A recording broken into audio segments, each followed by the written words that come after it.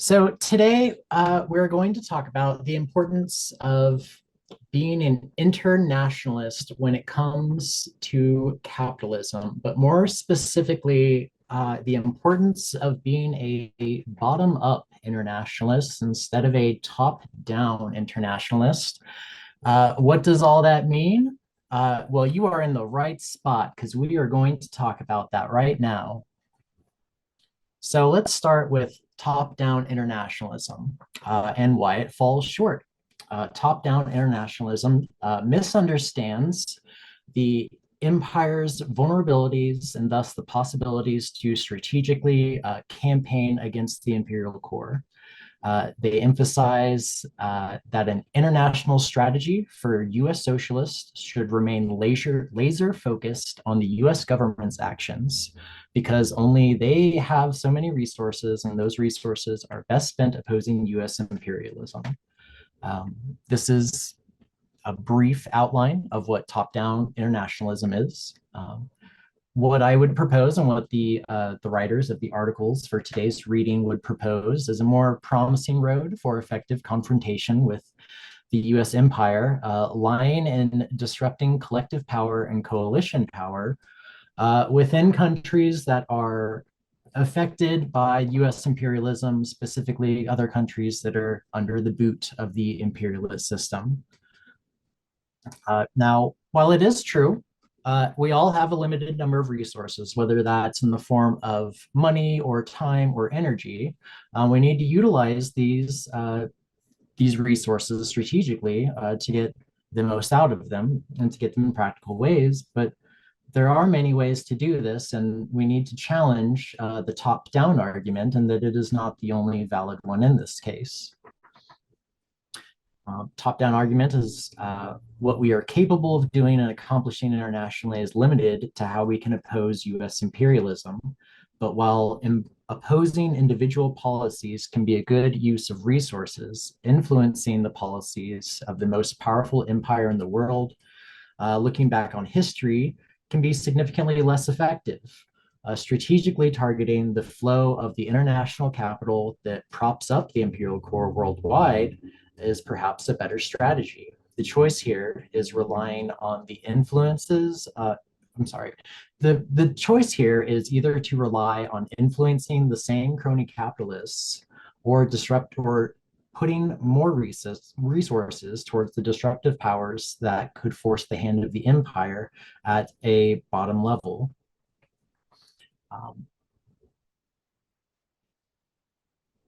So let's look at the Marxist point of view here with why we need to have self-determination within a nation. Lenin described it as one of the main pillars for his argument to self-determination, is that it is one of the main tenets to have actual democracy. The right to self-determination for oppressed nations remains absolutely essential to the Social Democrats of Russia for the sake of the basic principles of democracy in general. The right to self-determination implies a democratic system of a type in which there is only a democracy in general, but specifically one in which there could be an undemocratic solution of the question of secession. In Lenin's thesis, he sharply details what upholding the right to self-determination requires of socialists. Socialists must remain unconditionally hostile to the use of force in any form by the dominant nation or the nation which constitutes majority of the population in respect of a nation that wishes to secede politically. Socialists must demand that the question of the secession of a given territory be settled only on the basis of a universal, direct, and equal vote of the population of that territory by secret ballot.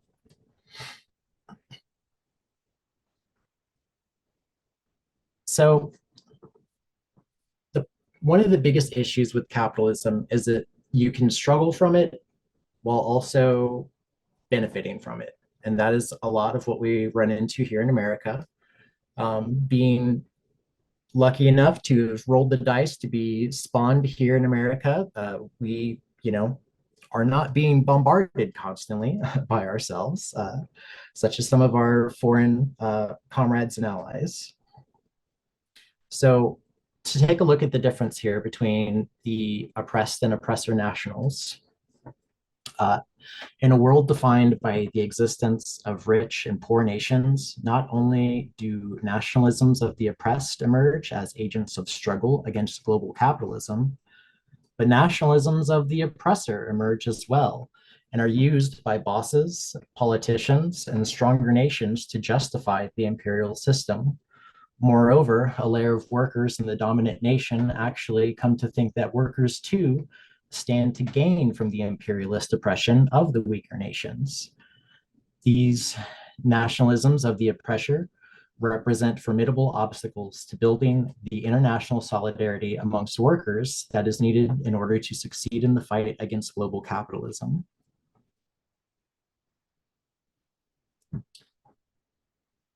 So, having talked about how there are forms of nationalism, I believe that we've talked about these before in previous conversations with Denver communists about nationalism in other states, such as Palestine. And so, to get a little bit more into this, though, is there a good form of nationalism that you can use um, for internationalist gains? Um, Lenin kind of sees this as a contradictory sort of phrase, sort of implying that you are trying to defeat nationalism with nationalism, um, asserting that cultural national autonomy implies precisely the most refined and therefore the most harmful nationalism.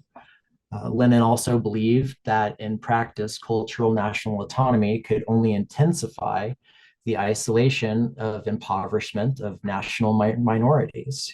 He referred to the oppressive effects of Jim Crow laws of Black Americans and to the hypocrisy of separate but equal ideology in the US as a way of illustrating the inadequacy of these ideas. At the present time, to quote Lenin, we see that the different nations are unequal in the rights they possess and in the level of development. Under these circumstances, segregating the schools according to nationality would actually and inevitably worsen the conditions of the more backwards nations. Instead, we must strive to create the fundamental democratic conditions for the peaceful coexistence of the nations on the basis of equal rights. The elements of democratic and socialist culture are present, if only in rudimentary form, in every national culture. Since every nation there are toiling and exploiting masses whose conditions of life inevitably give rise to the ideology of democracy and socialism.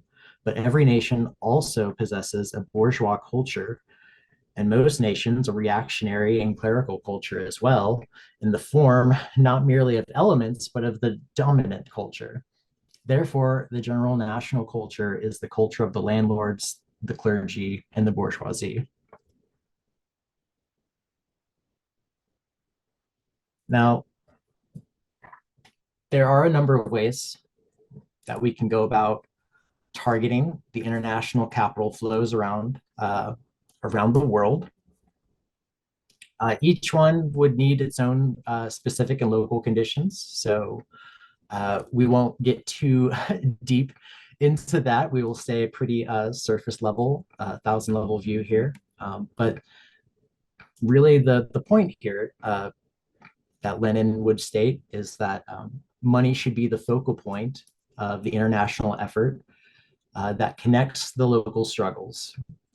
For example, the coastal gas link pipeline that were blockaded at the key railways in Canada in January 2020 caused nearly $500 million worth of goods to just sit there idly for several weeks in February, disrupting the supply chain for weeks, bleeding the Canadian economy dry. And it was, this is the most effective language when it comes to talking with settler colonialism, and that is money. So, in targeting imperialism at key nodes of international capital can lead to both effective confrontation with empire and build greater mass movements through organizing alongside the transnational diasporic communities. These targets of capital flow that make up the bedrock of the US empire are examples of more effective international solidarity than the top-down approach offers. These are vital and powerful displays of internationalist work done in our communities in the United States. They are well within the limits of our capacity as chapters and local organizations. There's also another benefit to disrupting the capital workflow of the US empire, and that's building mass movements alongside transnational communities. The people of all of these countries have suffered for a long time due to the reach of the US empire through unequal treaties and outright invasions or just bombings, reducing their lived experience to the extent of US intervention. Hold on a second, I'm getting lost in my notes here.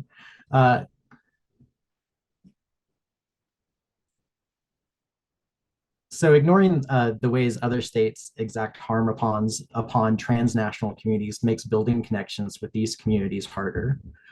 Focusing exclusively on the US government's actions diminishes the lived experience of immigrant workers, whose transnational relationship with the empire influences their politics and encourages a form of condescension towards workers with different experience than the non-immigrant US left.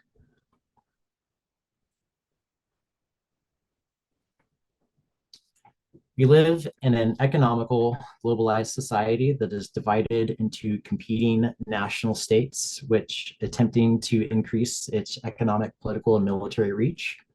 Each ruling class applies to nationalism and patriotism to justify representation at home or at war or abroad. But nations are not equal. Some are powerful and dominant. Others are dominated and oppressed by the stronger states. As Marxists, we make a distinction between the nationalism of the oppressor and the nationalism of the oppressed, understanding that the fullest internationalism of the world class of the working world class cannot be achieved simply by calling for internationalism, but must involve supporting the right of oppressed nations for self-determination. Internationalists from above pose us as different from them. The binary both rejects workers outside of the Western Hemisphere as part of our movement and excludes comrades with transnational roots from the umbrella of us. As socialists, it's absolutely necessary for us to learn from one another in combating class rule. A more recent example, I guess this isn't a recent example, an example, Ukrainians encountered Syrian left thinkers who spoke directly to their experience when confronting Russian imperialism. And that was through readings that were written in English. Learning from socialists in other countries was invaluable for their own political education and developing strategic campaigns for resisting Russian state violence. In this, there is also a call to action. We must pursue a program that supports translational projects, challenges linguistic imperialism by learning other languages, and build shared communications, all being essential to challenge border rules and engage in global struggle. Any interest the working class may have in supporting the bourgeois-led national movement resides in the fact that, to one degree or another, a successful national struggle removes the oppressor nation from the picture and thereby creates conditions that bring the class struggle to the fore. In other words, workers and the national bourgeois no longer share a common enemy, the imperialist power, and it's become easier to see the bourgeois as the class enemy. So should the national movement end up dividing workers, however, then this interest cannot be realized. Hence, while recognizing equality and equal rights to a national state, the proletariat values above all must place foremost the alliance of the proletarians of the nations and assess the national demand and national separation from the angle of the workers' class struggle. Insofar as the bourgeois of the oppressed nation fights its oppressor, We are always, in every case, the more strongly than anyone else in favor, for we are the staunchest and the most consistent enemies of oppression. But insofar as the bourgeois of the oppressed nation stands for its own bourgeois nationalism, we stand against. That is why the proletariat confines itself, so to speak, to the negative demand for recognition of the right to self determination without giving guarantees to any nation and without undertaking to give in any expense of any other nation. Ignoring the material conditions that inform international campaigns consistent for the state to become the only analyst and signifier of socialist slogans. The same state that prevents us from demystifying that terrain, hindering our efforts to provide material to educate against anti-imperialist programs. If we as socialists accept or leave unopposed the state talking points as factual realities without paying attention to the material conditions, we ignore that threat of being captured by the imperial elite. Many workers' parties fall prey to US capital as they pursue austerity politics and facilitate the US capital flow. Other regional socialist tendencies historically have developed more as nationalism that sees the popular rhetoric of socialism rather than actually resembling socialism. In these cases, the term socialism becomes a rhetorical strategy rather than committed to a liberated future.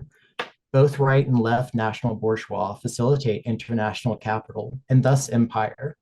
Both serve as conveyor belts for capitalism, concentrating wealth in the hands of the elites and facilitating the expansion of capital that serves US interests rather than the masses.